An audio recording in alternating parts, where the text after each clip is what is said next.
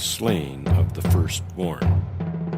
When Moses announced the slaying of the firstborn, the designated victims all went to their fathers and said, "Whatever Moses has foretold has come true.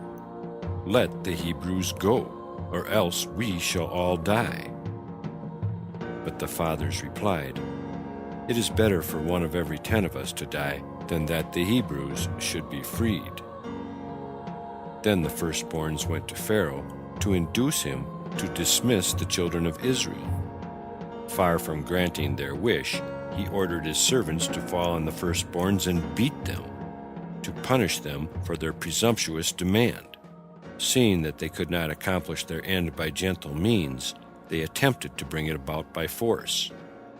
Pharaoh and all that opposed the wishes of the firstborn were of the opinion that the loss of so small a percentage of the population was a matter of small concern.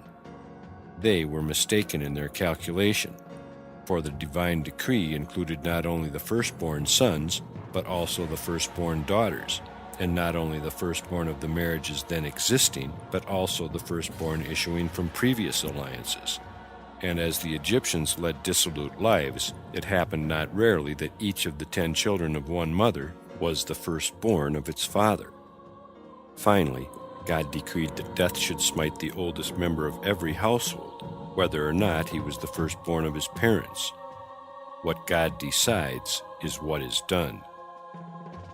At the exact instant marking the middle of the night, so precise that only God himself could determine and discern it, he appeared in Egypt, attended by 9,000 myriads of the angels of destruction, who are fashioned, some of hail and some of flames, and whose glances drive terror and trembling into the heart of the beholder. These angels were about to start the work of annihilation, but God restrained them, saying, "My wrath will not be appeased until I, myself, execute vengeance on the enemies of Israel." Those among the Egyptians who believed Moses' words and tried to shield their firstborn children from death sent them to their Hebrew neighbors to spend the fateful night with them in the hope that God would exempt the houses of the children of Israel from the plague. But in the morning, when the Israelites arose from their sleep, they found the corpses of the Egyptians next to them. That was the night in which the Israelites prayed before lying down to sleep. "Cause us, O Lord our God, to lie down in peace. Remove Satan from before us and from behind us, and guard our going out and our coming in to life and to peace." For it was Satan that had caused frightful bloodshed among the Egyptians. Among the slain there were, beside the Egyptian firstborn, also the firstborn of other nationalities residing in Egypt, as well as the Egyptian firstborn dwelling outside Egypt. Even the long dead of the firstborn were not spared. The dogs dragged their corpses out of their graves in the houses, for it was the Egyptian custom to bury the dead at home. At the appalling sight, the Egyptians mourned as though the death had befallen them recently. The very monuments and statues erected to the memory of the firstborn dead were changed to dust, which scattered and flew out of sight. Moreover, their slaves had to share in the fate of the Egyptians, and no less the firstborn of the captive that was in the dungeon, for none were so low but that he hated the Hebrews, and rejoiced when the Egyptians decreed their persecution. The female slaves that ground corn between millstones were in the habit of saying, "We do not regret our servitude, if only the Israelites are chained too." In dealing out punishment to these aliens in the land of Egypt, God showed that he was at once the master of the land and the Lord over all the gods of the nations. For, if the slaves and other captives of war had not been smitten, they would have said, "Mighty is our God, who helped us in this plague." For the same reason, all the idols of the Egyptians were swept out of existence in that night. The stone idols were ground into dust, the wooden idols rotted, and those made of metal melted away, so that the Egyptians were kept from considering their punishment to be the wrath of their own gods. Likewise, the Lord slew the firstborn of the cattle, for the Egyptians paid worship to animals, and they would have attributed their misfortunes to them. In all these ways, the Lord showed them that their gods were but nothing, vanity. The redemption of Israel from Egyptian bondage. Pharaoh rose up in the night of the killing of the firstborn. He did not wait for the 3rd hour of the morning, when kings usually arise, nor did he wait to be awakened. But he himself roused his slaves from their slumber, and all the other Egyptians, and together they went to look for Moses and Aaron. He knew that Moses had never spoken an untruth, and as he had said, "I will see your face no more," he could not count on Moses coming to him. There remained nothing to do but to go in search of the Israelite leader. He did not know where Moses lived, and he had great difficulty and lost much time in looking for his house. For the Hebrew boys, who he asked directions when he met them in the street, played practical jokes on him and led him astray. So he wandered about a long time, all the while weeping and crying out, "Oh, my friend Moses, pray for me to God." Meanwhile, Moses and Aaron and all Israel were at the Paschal meal, drinking wine as they sat, and singing a song of praise to God, the Hallel, which they were the first to recite. When Pharaoh finally reached the door of Moses' house, he called to him, and from Moses the question came back, "Who are you, and what is your name?" "I am Pharaoh, who stands here humiliated." Moses asked again, "Why do you come to me yourself? Is it the custom of kings to linger at the doors of common folk?"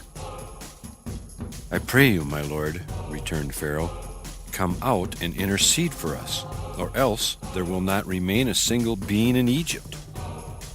Moses answered, "I may not come out, for God has commanded us, 'None of you shall go out the door of his house until morning.'" But Pharaoh continued to plead, "Then please step to the window and speak with me." When Moses yielded and appeared at the window, the king spoke these words, "You said yesterday all the firstborn in the land of Egypt will die, but now as many as 9/10 of the inhabitants have perished." Pharaoh was accompanied by his daughter, Bithiah, Moses' foster mother. She reproached him with ingratitude for having brought down evil on her and her countrymen. And Moses answered, 10 plagues from the Lord have been brought down on Egypt. Has evil come to you in any of them? Did one of them affect you?" And when Bithiah had acknowledged no harm had come to her, Moses continued to speak, "Although you are your mother's firstborn, you shall not die, and no evil shall reach you, even in the midst of Egypt." But Bithiah said, "Of what advantage is my security when I see the king, my brother, and all his household, and his servants in this evil plight, and watch their firstborn perish with all the firstborn of Egypt?" And Moses returned, "Truly, your brother and his household and the other Egyptians would not hear the words of the Lord. Therefore this evil has come on them." Turning to Pharaoh, Moses said, "In spite of all that has happened, I will teach you something, and if you desire to learn, you will be spared, and will not die. Raise your voice and say, 'You children of Israel, you are now your own masters. Prepare for your journey and depart from Egypt. Before you were the slaves of Pharaoh, but from now on you are under the authority of God. Serve the Lord your God." Moses made him say these words 3 times, and God caused Pharaoh's voice to be heard throughout the land of Egypt, so that all the inhabitants, the homeborn and the aliens, knew that Pharaoh had released the children of Israel from the bondage in which they had languished. And all Israel sang, "Hallelujah! O you servants of the Lord, praise the name of the Lord." For they belonged to the Lord, and no more were the servants of Pharaoh. Now the king of Egypt insisted on their leaving the land without delay, but Moses objected and said, "Are we thieves, that we should slink away under the cover of night? Wait until morning." Pharaoh, however, urged and begged Moses to depart, confessing that he was anxious about his own person, for he was a firstborn son, and he was terrified that death would strike him down too. Moses dissipated his alarm, though he substituted a new horror. with the words, "Fear not, there is worse in store for you." Dread seized on the whole people. Every one of the Egyptians was afraid of losing his life, and they all united their prayers with Pharaoh's and begged Moses to take the Israelites out. And God said, "You shall all find your end, not here, but in the Red Sea." The Exodus. Pharaoh and the Egyptians let their dead lie unburied, while they hurried to help the Israelites load their possessions on wagons, to get them out of the land with as little delay as possible. When they left, they took with them, besides their own cattle, all the sheep and oxen Pharaoh had ordered his nobles to give them as presents. The king also forced his nobles to beg pardon of the Israelites for all they had suffered, knowing as he did that God forgives an injury done by man to his fellow only after the wrongdoer has recovered the goodwill of his victim by confessing and regretting his fault. "Now, depart," said Pharaoh to the Israelites. "I want nothing from you but that you should pray to God for me, that I may be saved from death." The hatred of the Egyptians towards the Israelites changed now into its opposite. They conceived affection and friendship for them, and fairly forced raiment on them, and jewels of silver and jewels of gold, to take along with them on their journey, although the children of Israel had not yet returned the articles they had borrowed at the earlier time. This action is in part to be explained by the vanity of Pharaoh and his people. They desired to pretend before the whole world that they were vastly rich, as everyone would conclude when this wealth of mere slaves was displayed to observers. Indeed, the Israelites bore so much away from Egypt that one of them alone might have defrayed the expense of building and furnishing the tabernacle. On leaving the land, only the private wealth of the Egyptians was in their hands, but when they arrived at the Red Sea, they came into possession of the public treasure also, for Pharaoh, like all kings, carried the money of state with him on his campaigns, to be prepared to hire an army of mercenaries in case of defeat. Great as the other treasure was, the booty captured at the Red Sea far exceeded it. But if the Israelites loaded themselves down with goods and jewels and money, it was not to gratify love of riches, or, as any usurer might act, because they coveted their neighbor's possessions. In the first place, they could look on their plunder as wages due to them from those they had served so long, and secondly, they were entitled to retaliate on those at whose hands they had suffered. Even then, they were repaying them with an affliction far less than any one of the sufferings they had endured themselves. The plagues had not stopped the cruelty of the Egyptian oppressors towards the Hebrews. It continued unabated until the very day of their leaving Egypt. On the day of the Exodus, Rachel, the daughter of Shuthelah, gave birth to a child, while she and her husband together were treading the clay for bricks. The babe dropped from her womb into the clay and sank out of sight. Gabriel appeared, molded a brick out of the clay containing the child, and carried it to the highest of the heavens, where he made it a footstool before the divine throne. That was the night God looked on the suffering of Israel and smote the firstborn of the Egyptians, and it is one of the 4 nights that God has inscribed in the Book of Memorial. The first of the 4 is when God appeared to create the world. All was void, and darkness brooded over the abyss until the Lord came and spread light round about by his word. The second was when God appeared to Abraham at the covenant of the pieces. The third was this night, that he appeared in Egypt, slaying the firstborn of the Egyptians with his right hand, and protecting the firstborn of the Israelites with his left. The 4th night will be at the end, when the redemption will be accomplished, when the iron yoke of the wicked kingdom will be broken, and the evildoers will be destroyed.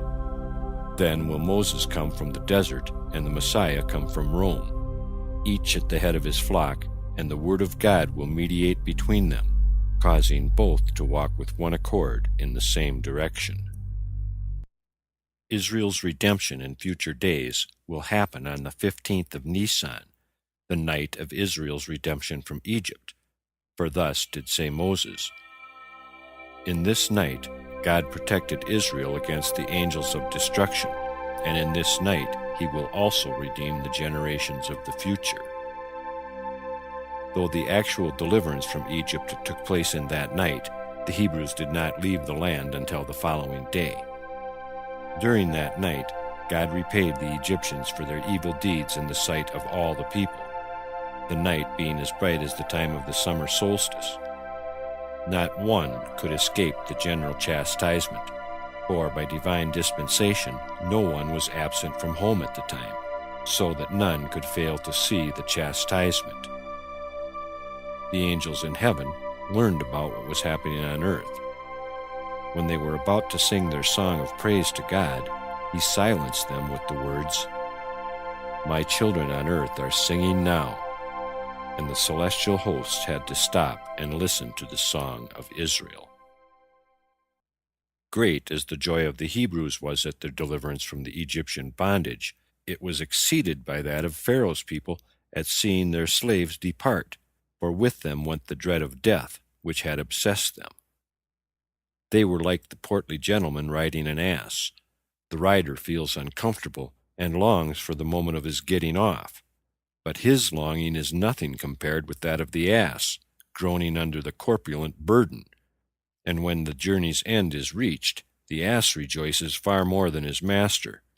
So the Egyptians were happier to be rid of the Hebrews than the Hebrews were to be free. In general, the Israelites were not in a joyous mood. The strength of men is readily exhausted, mentally and physically, by the strain of a sudden change from slavery to freedom. They did not recover vigor and force until they heard the angel hosts sing songs of praise and joy over the redemption of Israel and the redemption of the Shekinah. For so long as the chosen people are in exile, the Shekinah, who dwells among Israel, is also, as it were, in exile. At the same time, God caused the earth to exhale and send aloft a healing fragrance which cured them of all their diseases. The exodus of the Israelites began at Ramses, and although the distance from there to the city of Mizraim, where Moses abode, was a 40 days' journey, still they heard the voice of their leader urging them to leave the land. They covered the distance from Ramses to Succoth, a 3 days' march, in an instant. In Succoth, God enveloped them in 7 clouds of glory, one hovering in the front, another behind, and one each at the 2 sides, one suspended above to keep off rain, hail, and the rays of the sun, and one under them to protect them against thorns and snakes. The 7th cloud preceded them, preparing the way, leveling the valleys and making low every mountain and hill. Thus they wandered through the wilderness for 40 years. In all that time no artificial lighting was needed. A beam from the celestial cloud followed them into the darkest of chambers, and if one of the people had to go outside of the camp, even there he was accompanied by a fold of the cloud, covering and protecting him. So that a difference might be made between day and night, a pillar of fire took the place of the cloud in the evening. Never for an instant were the people without one or the other of them to guide them. The pillar of fire glowed in front of them before the pillar of cloud retired, and in the mornings the cloud was there before the fire vanished. The clouds of glory and the pillar of fire were sent for the protection of Israel alone, and for no others, not for the heathen, and not for the mixed multitude that went with them. These had to walk outside the cloud enclosure. The cavalcade consisted of 600,000 heads of families afoot, each accompanied by 5 children on horseback, and to these must be added the mixed multitude, exceeding the Hebrews vastly in number. So profound was Israel's trust in the Lord that they followed Moses unmurmuringly into the wilderness, without supplying themselves with provisions. The only edibles they took were the remains of the unleavened bread and bitter herbs, and these not to satisfy their hunger, but because they were unwilling to separate themselves from what they had prepared lovingly at the command of God. These possessions were so dear to them that they would not entrust them to the beasts of burden. They carried them on their shoulders. Next, Volume 3. End Part 45 of 95, TheLegendsOfTheJews.com.